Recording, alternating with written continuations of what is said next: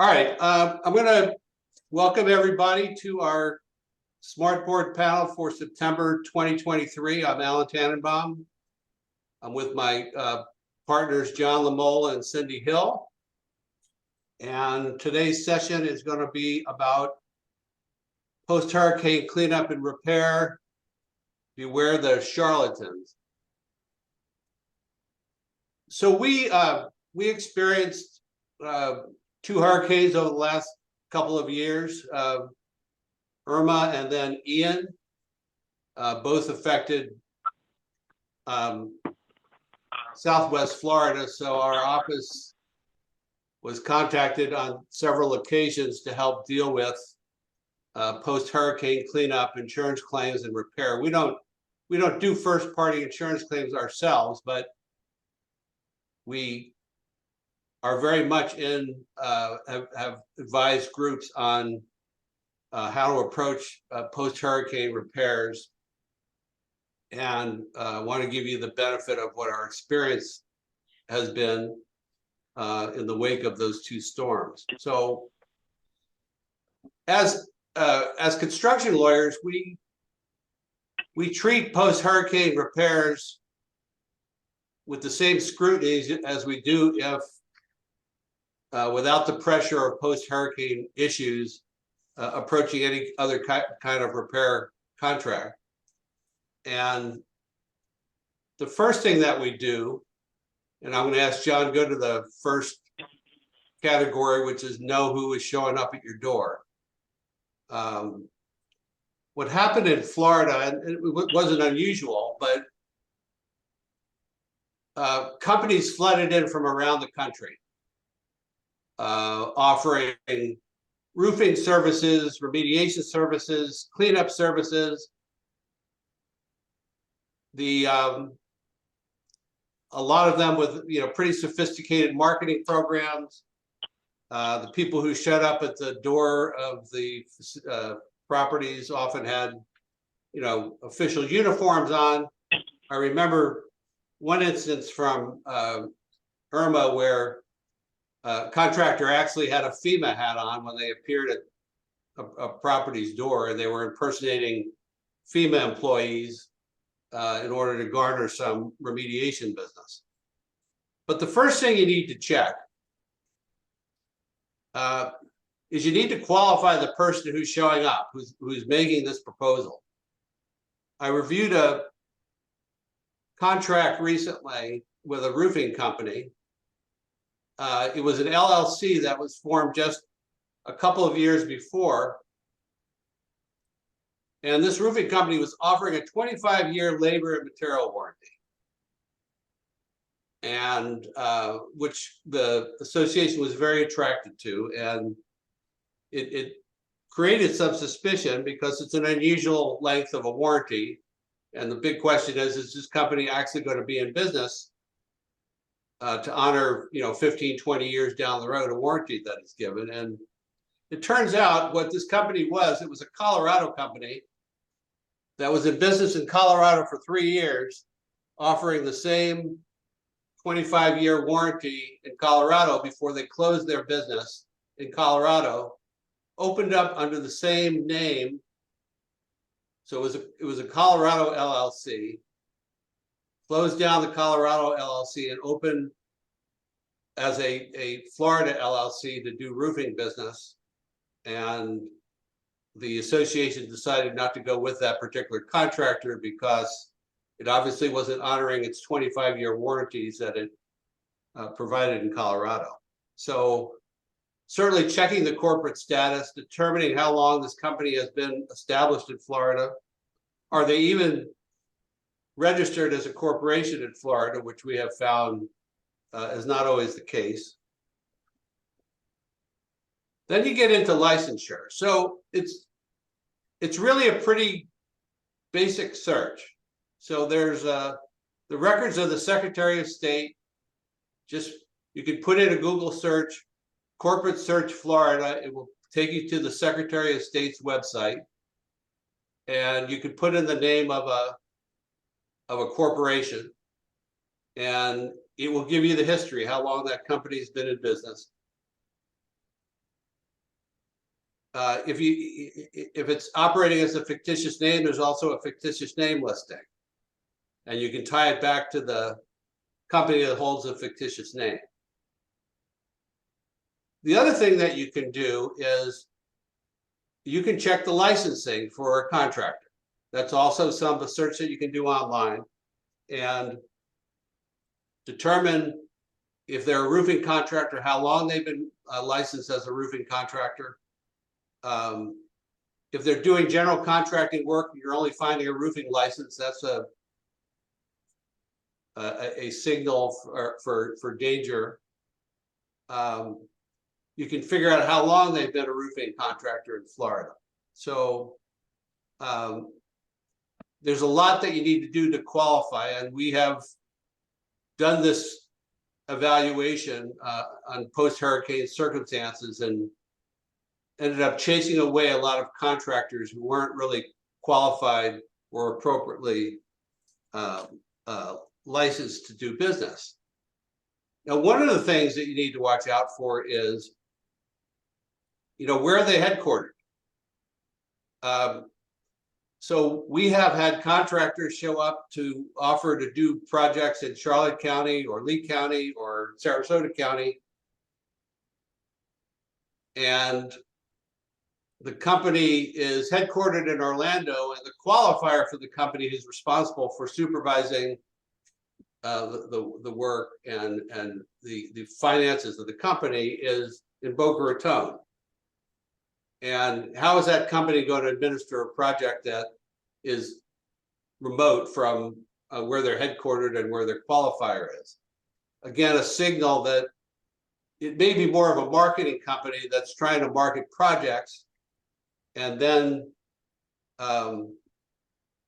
actually subcontracts or assigns that contract to another contractor, and they take a margin on it. So you need to be very careful. So the first stage is, no matter what the crisis is to qualify the people who are showing up to offer their services. That's the first step. So John, if you can go to documentation. So assignment of benefits were very popular in Florida up to about 2 years ago. So an assignment of benefit, the way that worked was a company would come to you and say, assign to me your rights under your insurance policy. I'll take care of collecting on the claim on your behalf. And then the money that's collected, I'll use to do the work that's necessary to do the repairs on your property. About 2 years ago, the legislature severely gutted assignments of benefits. But what happened in Hurricane Ian is a lot of the companies that were pretty savvy got around the assignment of benefit structure by leaving the claim with the association, but having the association sign a contract which bound the association to utilize that particular contractor or really pay a substantial penalty if they didn't. So the documentation that's provided, you got to be very careful in having the documentation reviewed. What does it bind the association to do? A big issue is timing. So are the repairs going to be dependent on the insurance claim being resolved? There are associations, I think the Irma claims, most of them have been resolved, but there are associations that are sitting a year out with an Ian claim that has not been resolved, and the repairs are being held up because there's no obligation on the part of the contractor to undertake the repairs until the insurance payment is actually in. So the timing of the repair work, best to try to disassociate the undertaking at least of emergency repairs from the actual insurance claim coming in. Be very careful about assignment of contracts. We've actually seen two things. Number one, you sign up with a roofing company, you have no provision in the agreement that you sign that says it can't be assigned. And then all of a sudden there's a different roofer who's showing up to do your work, because what they've done is they've signed, the original roofer has signed a contract with you, or the marketing company would be more appropriate to call them. Then they find another roofer to actually do the work, and they take a margin on it. And so having in your contracts a non-assignability clause. But there's another game that we've seen played, which is you find a reputable contractor, and when they go to pull the permit and they hand you a notice of commencement, they actually put the name of a different contractor in the building permit and in the notice of commencement. So they've actually subcontracted the work to another roofing company, and you have people working on your project who you have no actual direct contractual relationship with. So be very careful when you do sign a contract and you're asked to sign a notice of commencement, that the contractor listed on the notice is actually the contractor that you're contracted with. And when that building permit is pulled, it's pulled in the name of the party that you're contracted with. So we've seen that type of sleight of hand utilized under those circumstances. And again, as I indicated before, what if that contractor is terminated in midstream? What if this party that you signed with, you decide not to go forward with them? What does the contract entitle them to? And we've seen contracts where if you don't use that contractor, there's as much as a 50% penalty that you have to pay that contractor in order to be able to get out of that contract. So in these first two segments, definitely know who you're dealing with, get them appropriately vetted, make sure the name of the entity is correct on the contract that you're signing, and qualify their licensing, and then be very careful about the documentation that you're signing, and have that documentation reviewed. And one of the problems with hurricane situations is the boards and management are under a lot of pressure to get something done, and some of these groups take advantage of that to have you sign contracts that don't have appropriate protections. So I'm going to set up a scenario with from my partner Cindy Hill, and which has to do with interior repairs. And Cindy, what you can do is you can talk about a condominium situation, a homeowner association situation, let's say with villas and so forth, where there's a significant storm. There's either damage to the common element or damage to areas in an HOA that the association has maybe exterior maintenance and repair responsibility, but there's also significant damage that occurs within units. The insurance claim that may be submitted is covering the gamut. And you have one contractor who's saying, I will come in, I'll do the exterior repairs, and I'll do the interior repairs, and do the whole thing turnkey. What are the challenges vis-a-vis either a condo or an HOA relative to the interior repair aspect? Well, Alan, I'll start with the condominium because there's very good clarification on how these issues are addressed in the Condominium Act. not as much as when somebody shows up at your door, but from the bigger picture of what the condominium association is obligated to do and what the unit owners are obligated to do when it comes to insurance responsibilities. So the first question is, must unit owner permission be secured? No, not for the part that is the association's responsibility. Specifically, condominium associations not only have the right, but the legal duty to make repairs within the unit and can do so without the owner's permission when it is their obligation to make the repairs. This is because the condominium associations have a legal obligation to repair or replace items that they insure when those items are damaged due to an insurable loss. So let's step back a bit, because a number of my clients get confused with this distinction. Clients are thinking, well, if I, break a window of my unit because, I don't know, maybe I had a visiting 8-year-old who threw a rock at it, that's my responsibility to repair. Well, that might be the case depending on your condominium unit.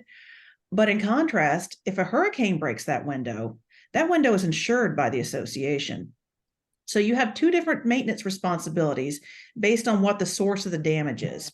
So when you're talking about hurricane damage, you are talking about a different level of responsibilities that does confuse a lot of people. And this is because the Condominium Act actually requires condominium associations to ensure all the improvements on the condominium property as originally installed by the developer. That's statutory language. What does that mean? That means the association is required to insure items that a unit owner may own or normally be obligated to maintain, repair, or replace in circumstances of a casualty such as a hurricane. So for instance, after a hurricane, a unit may have soaked interior drywall. Again, it may have a broken window, broken glass, sliding glass doors. These items have been insured from hurricane damage by the association, and the association has the authority and the obligation to come into the unit and not only to make repairs, but try to mitigate the mold damage. So they don't have to wait to get permission from the owner. As a matter of fact, to do so could lead to an insurance claim problem by not taking the actions the association's obligated to take. Continuing with the condominium unit example, can owners refuse or dictate the work? No. Again, if the association has insured the property and it is the association's insurance that's covering the damage within the unit, it is the association's responsibility to direct its contractors and the other vendors that are assisting it with mitigation and repairs to go into the unit and make the work that needs to be done. So owners can't get in the way of that, and they certainly can't refuse it. Again, that could create an insurance claim problem. So again, staying with condominium, for the last question here, C, or the last issue, how to handle units with upgraded furnishings and fixtures. Returning to what I was saying earlier, that there are obligations in the Condominium Act as to what items have to be insured. Again, the association has certain insurance responsibilities that can include drywall, broken windows, but the Condominium Act is very clear that unit owners have to insure what you would think of as the unit interiors. For instance, the flooring, the wall covering, the cabinets, the water heaters, the window treatments, the appliances, and the electrical fixtures. So if a unit owner doesn't have that insurance on those items, upgraded furnishings and fixtures, any furnishings and fixtures that have been damaged and have to be removed because they've either been destroyed or waterlogged, the unit owner is going to be left holding a bag with that. So the lesson to be learned there is make sure you have adequate insurance for that. Now, having been through the statutory specifics for the Condominium Act, what is going to be townhome style homes under Chapter 720, the Homeowner Association Act, is not going to be as statutorily driven. It's going to be more what's in your documents. That being said, though, from when I see in homeowner association documents, it is very substantially similar. There's almost always a right stated in those HOA documents that HOA has similar rights that a condominium association would to enter into a townhome and make the repairs that are needed in the event of a casualty.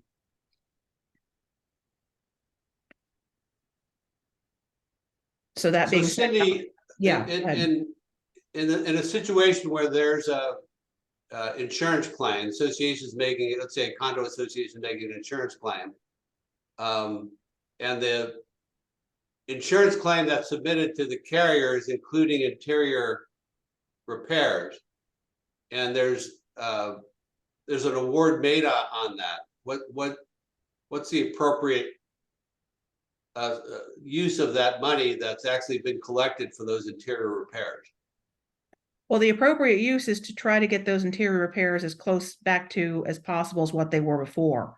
I have seen some situations where associations ended up with, after doing that bare minimum, let's say, they've ended up with some extra funds.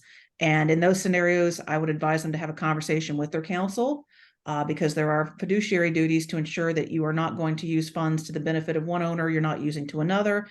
And there's also issues regarding whether even an association should be making certain improvements. So it's a bit of a complex question, Alan. Okay. All right, John, let's go on to the next, and I'm going to turn it over to you. And this has to do with having a balanced draw schedule, even vis-a-vis a hurricane claim, and why that's important. Sure. So even when you're not dealing with a hurricane claim, payment issues are always a huge source of contention between an association and a contractor. And frankly, payment issues and payment control is one of the best risk tools or risk levers that an association can have over a contractor to ensure that a project is completed on budget and in a timely manner.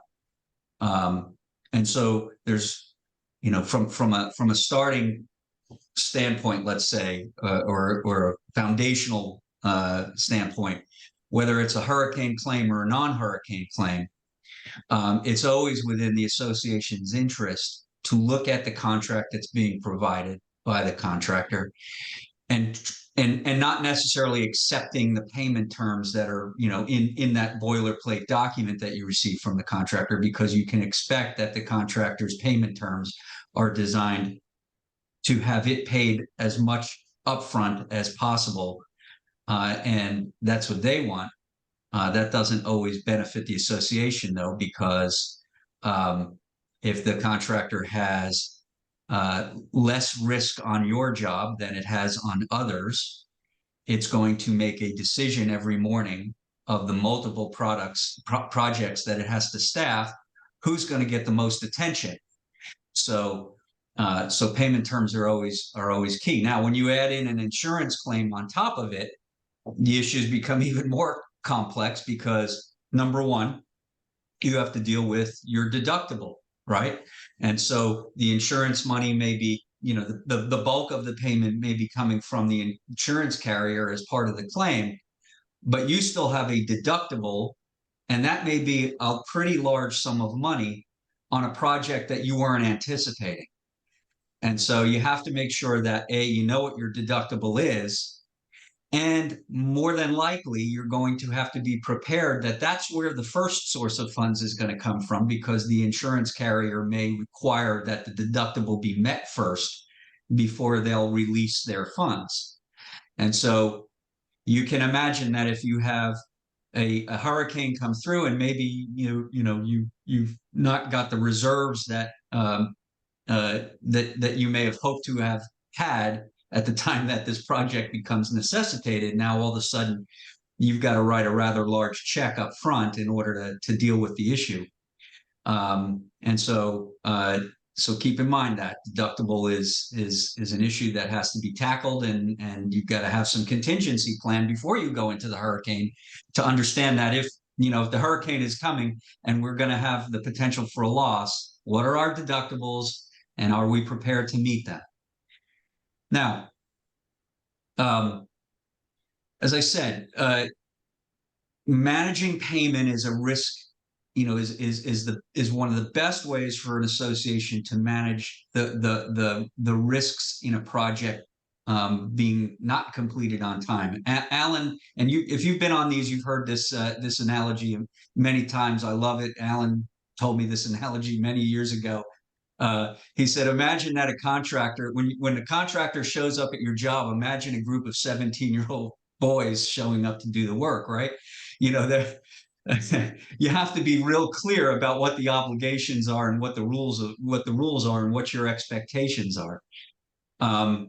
So you always want to have the contractor having some skin in the game, right? Think of a typical contract. What is the payment what is the payment really for the contractor? The payment is, what are the contractor's costs for materials and supplies and overhead and, you know, workers and all of that.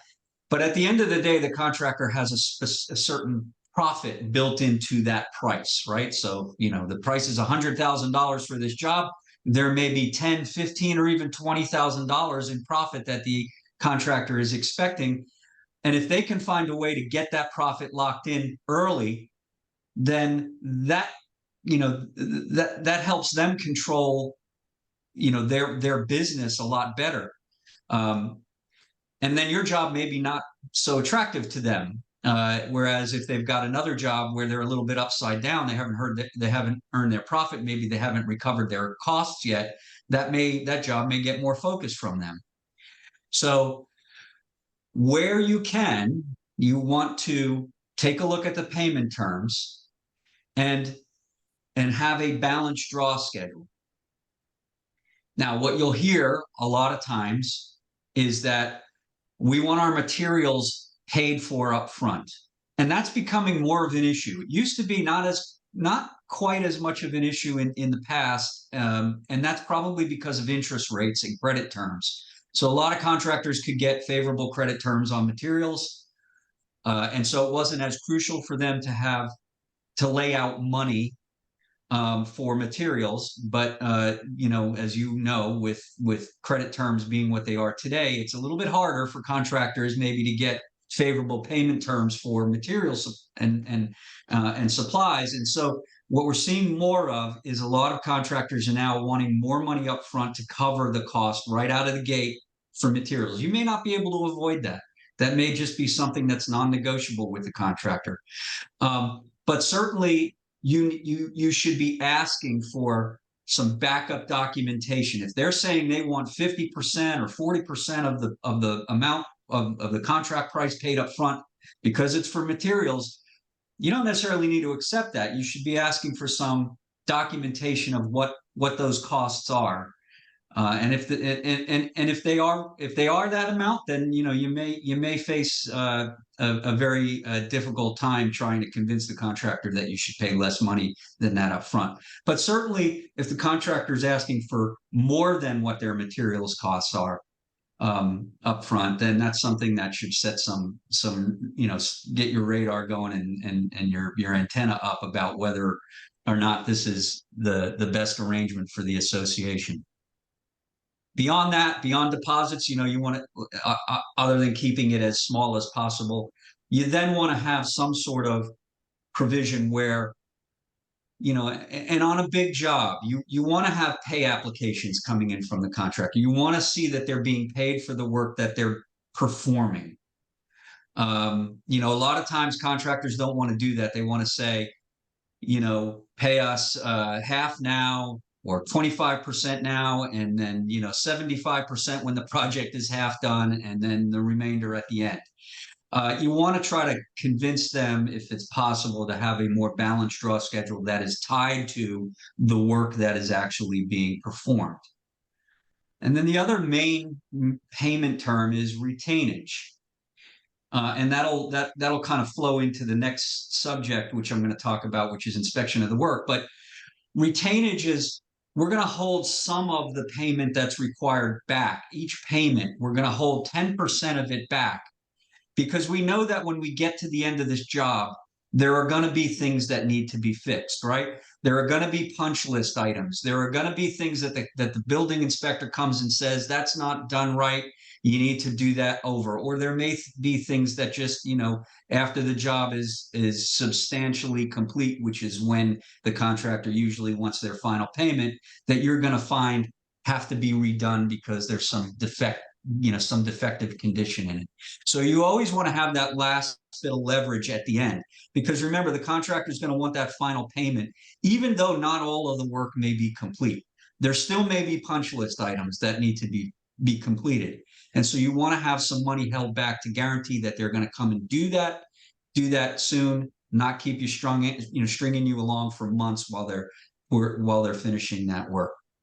John, I want to add something in a contract I confronted recently with both a deposit and a retainer.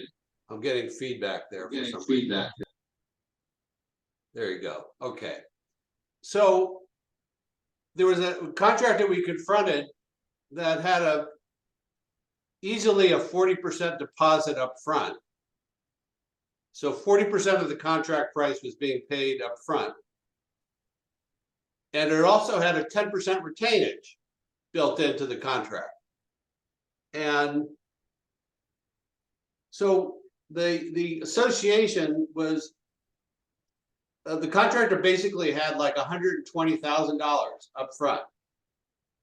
And by the end of the project, the association's retainage was supposed to be similarly maybe $100,000 or $80,000. And what had to be created was, okay, you're getting this deposit money up front, but how is the draw schedule going to look like so that at the end of the job, the job accounting is actually $80,000 in the association's favor?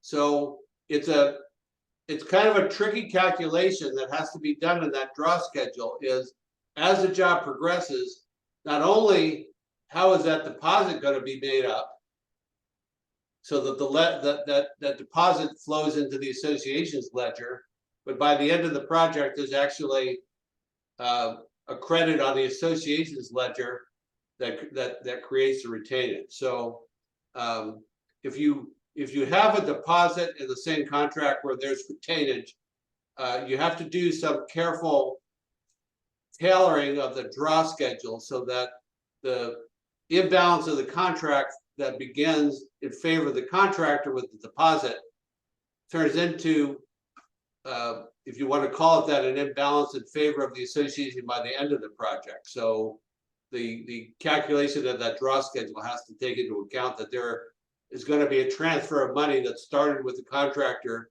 that's going to transition to a credit for the association at the end. And it makes for some interesting creative draw schedule preparation. Go ahead, John. And real quickly, lastly, on the subject of draw, when you have insurance claims, it's it injects a whole nother element into how do you manage the payment process, because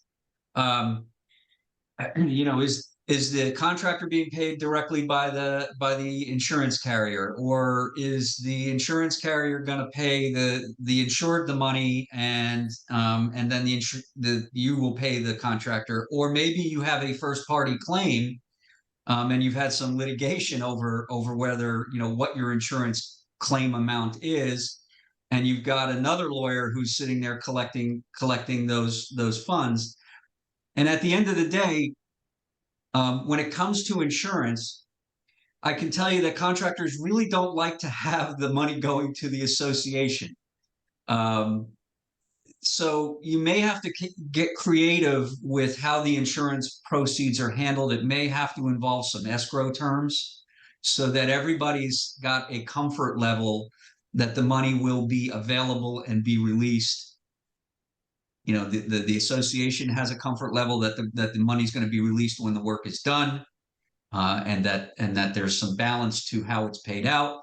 The contractor has some comfort in knowing that that it has access to the money and the money will be paid to it if the work is completed.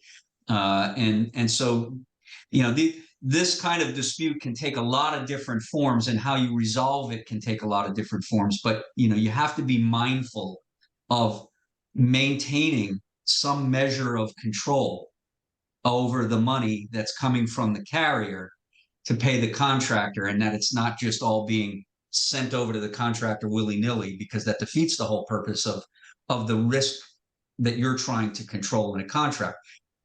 I always say a contract is primarily a risk management tool, and that's how you should look at it. And a lot of associations, unfortunately, don't look at it that way. They just look at it as, well, here's the terms, I'm going to sign it, and we're off to the races. And that's usually where you get into some problems. Let's jump to another key term of contracting, and that's you have to ensure that you retain the right to inspect the work and the right to withhold payment because the work is defective. I see so many disputes. We get brought into so many disputes between an association and its contractor over defective work. And when we're handed a contract which we didn't get a chance to review ahead of time, and provide advice about before the association entered into it, we get a contract which provides the association with virtually no leverage over withholding payment. And that's unfortunate, because that really prevents the association from being proactive about fixing defective work as it happens. And so a good contract will always have an association's right to withhold payment, right to inspect the work, the right to withhold payment if the work is defective, and to withhold the payments as long as the work is defective and until it's completed. And if you're going to do that, if you're going to have that provision in your contract, it really makes sense to also have an owner's rep or some other person who's going to do those inspections, some sort of consultant who's going to do those inspections and have the reputation and the gravitas with the contractor that if that person says, you didn't do this right, that's not just the association being self-serving. You've got, some expertise and qualifications behind that.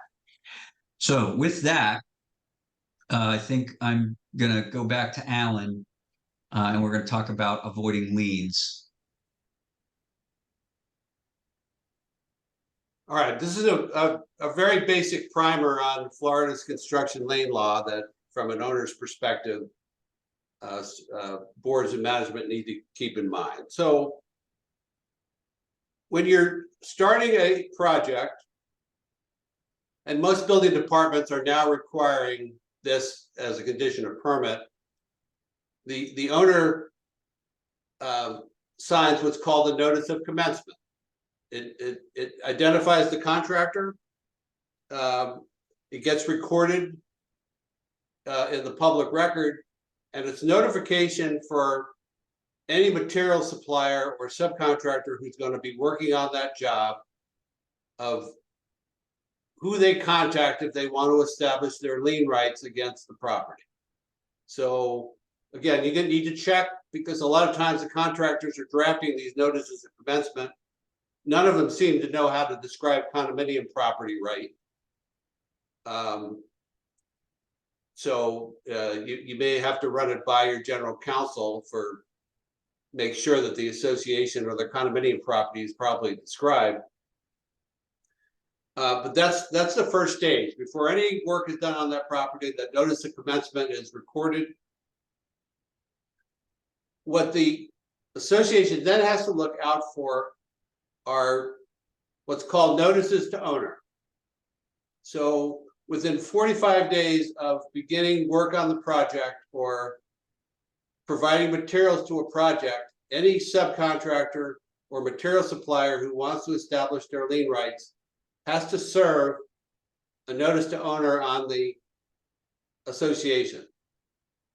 And once you get that notice to owner, those are the subcontractors and material suppliers that you need to be concerned about from a lien release standpoint. So as each draw is initiated to get partial lien releases, not only from the contractor, but those particular material suppliers and subcontractors who provided you the notice to owner. When the job is complete, what you're going to look for is what's called the contractor's final affidavit before making final payment, where the contractor is obligated to indicate any subcontractors and suppliers that are still owed money on the job, which you have the ability to rely upon that affidavit. And then you want final releases of lien, not only from the contractor, but from the material suppliers and the subcontractors who provided timely notices to owner. So the lien law presentation can go on for a couple of hours itself, but that's the very basic. Appropriately recorded notice of commencement, watch for the notices to owner, and get your lien releases as the project commences, and before final payment, get that final lien release and the lien releases from the individual subcontractors and suppliers who gave you notices to owner, and you're at that point appropriately protected. I'm going to go quickly into dispute resolution.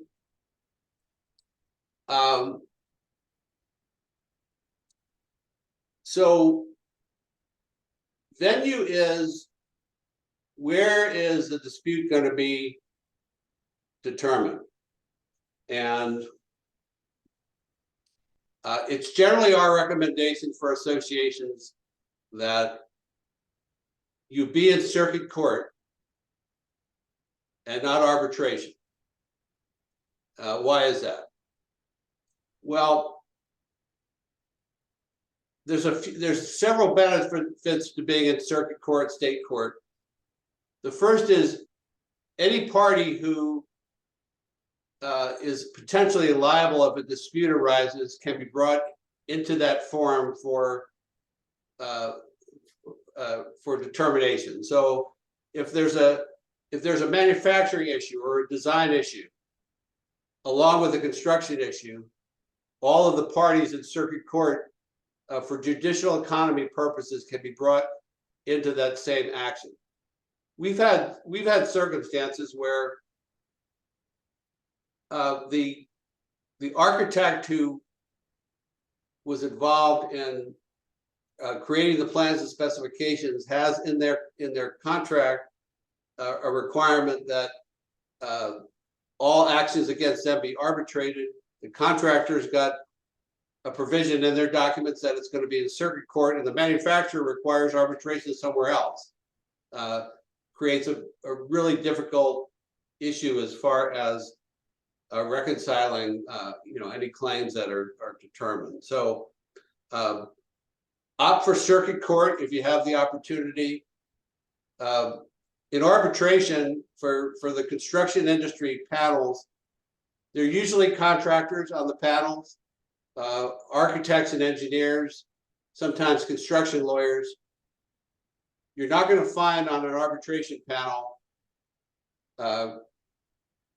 condominium board members or HOA board members or community association managers. So you're basically dealing before industry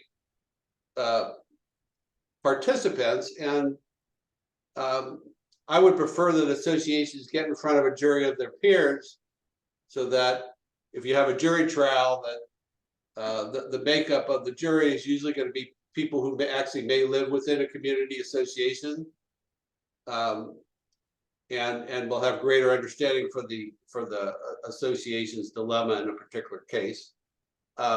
So that's venue. And venue, we recommend that circuit court. Make sure it's the circuit court where the project is.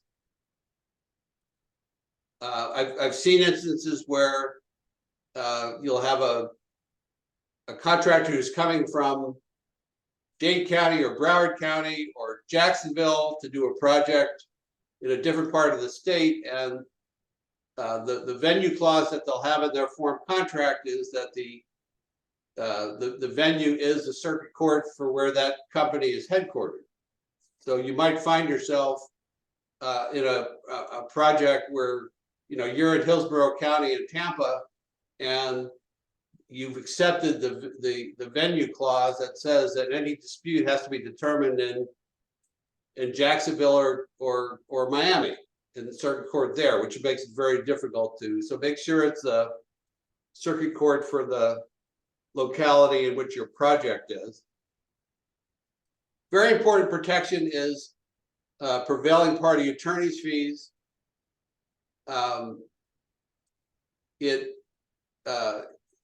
Usually if you have a dispute, it's more so the association pursuing the contractor for an issue on the job. If you have a $50,000 dispute, if you have a prevailing party attorney's fee clause, the contractor is going to go back to their lawyer, and their lawyer is going to tell them, look, here's your risk. Your risk is not only does the association have a $50,000 claim that they're going to be able to prove, but you're going to have to pay us, your defense lawyer. But in the end, if the association prevails, there's also going to be an award on behalf of the association for prevailing party attorney's fees.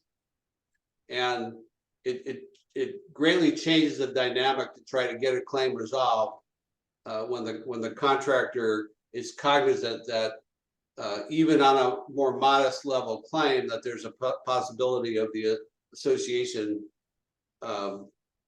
being awarded attorney's fees. So both from a venue standpoint and an attorney's fee standpoint, make sure that your contract has an appropriate dispute resolution mechanism.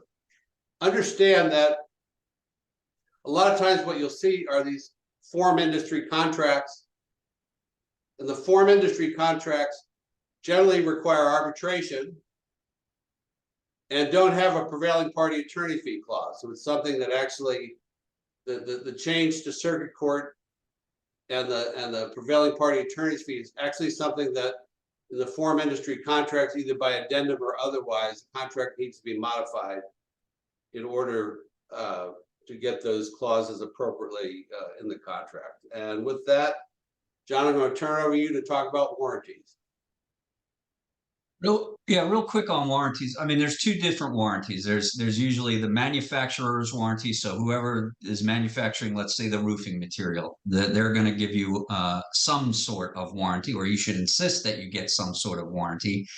And then there's a workmanship warranty from the contractor. That's usually a much shorter warranty. Let's start with the contractor's warranty. I mean, typically, I think you'll see somewhere around 5 years of and all that warrants is that the contractor's installation workmanship was sound.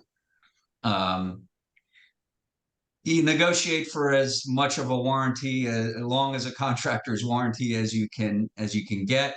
But one of the key things to remember with the contractor's warranty is, so assuming you've done your due diligence and you've found a reputable contractor, assuming you've also checked and made sure that they have insurance coverage, one thing you ought to include in a contract is that the insurance coverage remain in effect, that they have an obligation to keep the insurance coverage and to keep the association as an additional insured through the warranty period. Because a lot of times, you may have a warranty claim that pops up 2 years later, but somehow, either it may not be covered, or you're going to have difficulty getting those insurance provisions to come into play in a dispute with the contractor over the warranty terms. Now, on manufacturers' warranties, look, the manufacturers, the big, GAF, Owens Corning, they have a whole bunch of different warranties for their products. What I try to do is I try to make sure that we're getting a specification as to what products are being used, and therefore what level of manufacturer's warranty are we entitled to get. Now, one of the things that you have to be aware of is that for certain of those warranties, that contractor has to be somehow certified by the manufacturer, right? They have to be a certified installer. So if your roofing contractor is telling you that they're going to issue the GAF Golden Pledge 25-year, no dollar limit, unlimited warranty, I can tell you that they have to be a GAF certified installer in order to issue that. So you need to verify that they are certified that they're a certified installer and can obtain that warranty from GAF. The other thing about some of these really, great, the real top warranties from the manufacturers is that in order to issue it, the manufacturer is going to want to send a representative out there to inspect the work. And so you need to make sure at the front end that that's going to happen, and that contractor is certified and able to make that happen. So don't just blindly accept the contractor who says to you, I'm going to get you a 25-year warranty with GAF, because there may be a lot of things that they have to do in order to get that. It may be also, it may be that they have to use GAF shingles, but they also have to use GAF underlayment, and they have to use GAF flashings, or, there's like a combination of GAF products that they have to use in order to get that warranty. You need to know what those terms are in order to verify that the contractor is going to be able to deliver on that. The flip side of it is that you want to have some direction over what level of manufacturer's warranty you get. And don't just say 25-year manufacturer's warranty can be a lot of things. Some of it great, some of it not really all that great. So don't just accept that. Understand what warranties are available to you and have a conversation with the contractor around, well, what exactly am I getting, and what are you going to have to do in order to provide that to us? And let's specify that in the contract. John, I can add I can add to that. So what we generally try to push for is for the contractor to give you a labor and material warranty, even when there's a manufacturer's warranty in play. There's a challenge collecting under a manufacturer's warranty. First of all, most of them have arbitration provisions that require that if you have any dispute, you have to arbitrate it in the home district for that manufacturer. So when we have a group that says, well, we want to make a claim against the manufacturer's warranty, I usually say to John, I hope that the venue's in a nice locale, because if we have to go to California or Minnesota or Michigan, let's make sure that it's in a nice place, and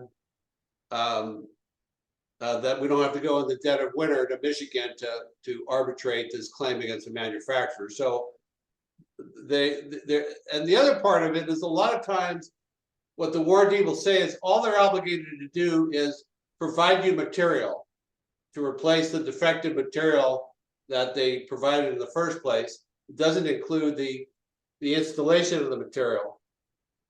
And there's also a lot of aspects, a lot of materials that are used in a project that are not really materials used or provided by the manufacturer themselves. So you want those materials to be warranted by the contractor. So we normally opt, when you can do it, is negotiate a labor and material warranty, and really have the manufacturer's warranty as a backup in case there is a defective material in the let's say a roofing membrane, which is pretty unlikely. So getting a labor and material warranty from the contractor, even when there's a manufacturer's warranty, is important to negotiate. Doesn't look like we had a lot of questions today, so we're gonna conclude on time. This we did mention at the beginning, this was not a CEU course, so for you managers who are on the session today, hopefully the material was helpful, but you will not get credit today because this is not an approved class.